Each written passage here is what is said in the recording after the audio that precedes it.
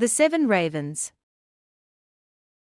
There was once a man who had 7 sons, and still he had no daughter, however much he wished for one.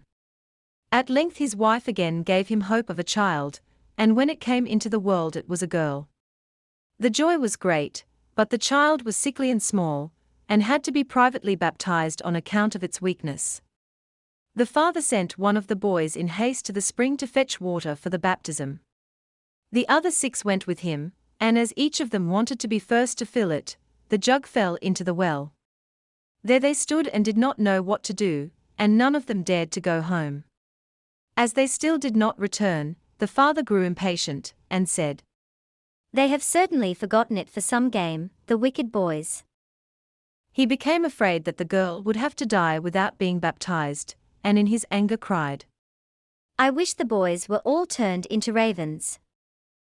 Hardly was the word spoken before he heard a whirring of wings over his head in the air, looked up and saw 7 coal-black ravens flying away. The parents could not recall the curse, and however sad they were at the loss of their 7 sons, they still to some extent comforted themselves with their dear little daughter, who soon grew strong and every day became more beautiful. For a long time she did not know that she had brothers, for her parents were careful not to mention them before her. But one day she accidentally heard some people saying of herself that the girl was certainly beautiful, but that in reality she was to blame for the misfortune which had befallen her 7 brothers. Then she was much troubled, and went to her father and mother and asked if it was true that she had brothers, and what had become of them. The parents now dared keep the secret no longer, but said that what had befallen her brothers was the will of heaven, and that her birth had only been the innocent cause. But the maiden took it to heart daily, and thought she must deliver her brothers. She had no rest or peace until she set out secretly, and went forth into the wide world to trace out her brothers and set them free, let it cost what it might. She took nothing with her but a little ring belonging to her parents as a keepsake, a loaf of bread against hunger, a little pitcher of water against thirst, and a little chair as a provision against weariness. And now she went continually onwards, far, far to the very end of the world. Then she came to the sun, but it was too hot and terrible, and devoured little children. Hastily she ran away, and ran to the moon, but it was far too cold, and also awful and malicious, and when it saw the child, it said, I smell the flesh of men." On this she ran swiftly away, and came to the stars, which were kind and good to her, and each of them sat on its own particular little chair. But the morning star arose, and gave her the drumstick of a chicken, and said, "If you thou'st not that drumstick thou canst not open the glass mountain, and in the glass mountain are thy brothers."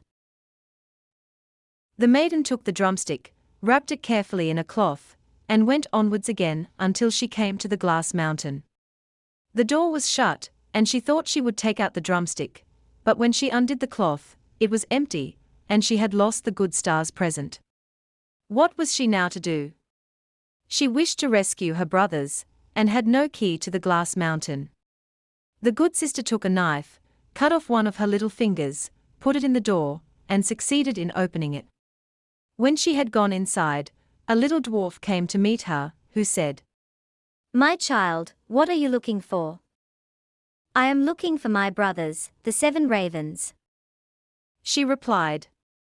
The dwarf said, "The Lord Ravens are not at home, but if you will wait here until they come, step in." Thereupon the little dwarf carried the raven's dinner in, on 7 little plates, and in 7 little glasses, and the little sister ate a morsel from each plate, and from each little glass she took a sip, but in the last little glass she dropped the ring which she had brought away with her. Suddenly she heard a whirring of wings and a rushing through the air, and then the little dwarf said, "Now the Lord Ravens are flying home." Then they came, and wanted to eat and drink, and looked for their little plates and glasses. Then said one after the other, "Who has eaten something from my plate? Who has drunk out of my little glass?" It was a human mouth. And when the 7th came to the bottom of the glass, the ring rolled against his mouth. Then he looked at it, and saw that it was a ring belonging to his father and mother, and said, God grant that our sister may be here, and then we shall be free. When the maiden, who was standing behind the door watching, heard that wish, she came forth, and on this all the ravens were restored to their human form again. And they embraced and kissed each other, and went joyfully home.